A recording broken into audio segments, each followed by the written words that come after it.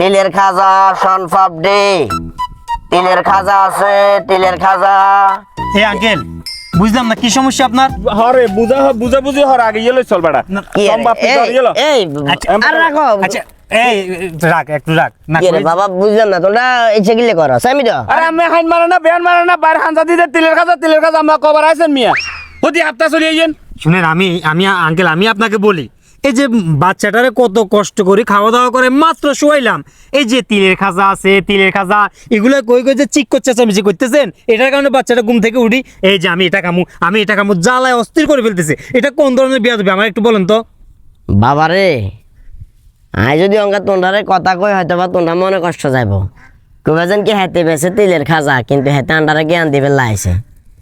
ঠান্ডা মাথা একটা জিনিস চিন্তা করো, আই তিলের খাজা ন বেশি ভিক্ষা করতে হাইতাম, আই তিলের খাজা ন বেশি চুরি করতে হাইতাম, আই তিলের খাজা ন বেশি বিভিন্ন অপকর্ম বিভিন্ন চুরি ডাকাতিতে জড়িত হয়ে যেতে হাইতাম, বিভিন্ন খারাপ কাজে লিপ্ত হয়ে যেতে হাইতাম।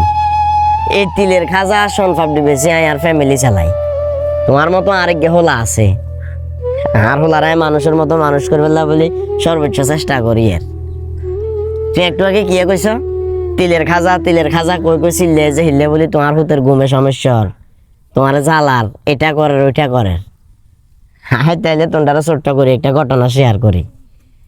আমরা যারা রাস্তার ভিতরে বিভিন্ন জিনিস বেচা কিনা করি, আমরা যখন সকালবেলা তিলের খাজা কই কই চিল্লাই শনপাপড়ি কই কই চিল্লাই, কিছু মানুষ আছে এগুলো কয় যে অঙ্কা হোলা হাইনের হওয়া লেখার টাইম, হোলা হাইন অঙ্কা মাদ্রাসা যাব স্কুলে যাব অঙ্কা কিনলে আইছেন যান।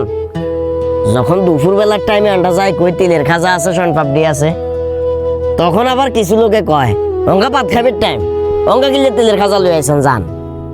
এই যে অঙ্কা দিনের 2:30-3টা বাজে এই সময়টাতে আসি যখন আই তিলের খাজা কই কই চিল্লাইছি, তুমি কি কইছো তোমার হুতের ঘুমের সমস্যা। খালি তুই না এরকম এলাকার অনেক মানুষ আছে আন্ডারা জায়গাতে আটকায় কয় তিলের খাজা আছে এটা কবের কি দরকার চিল্লাবের কি দরকার। যখন আসরের পরে আসি তিলের খাজা বেচবেল্লা বলি এলাকার ভিতর ঢুকি, যখন কই তিলের খাজা আছে শনপাপড়ি আছে, ওই আসরের পরেও কিছু মানুষ ঠিক এভাবে কয় অঙ্গা হোলা হাইনের প্রাইভেটের টাইম তিলের খাজা কই কই চিল্লেন কিনলে। আসলে বাতি যা দোষ তিলের খাজা কই কই চিল্লে যে সেটাতে ন দোষ হচ্ছে আয় গরিব, আয় সৎভাবে ইনকাম করবে চেষ্টা করি। আর ব্যবসাটা ছোট, আর দোষটা মূলত ওই জায়গায়।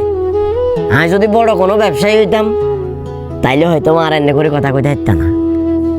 তোমরা মতো কিছু কিছু লোকের কারণে কিছু মানুষ চাইলেও সৎভাবে ইনকাম করতে পারে না। মনে কষ্ট নিও না, আইতাম না তোমরা এলাকা তার আইতাম না, অসুবিধা নাই। বাড়াবাড়ি হয়ে গেছে না তো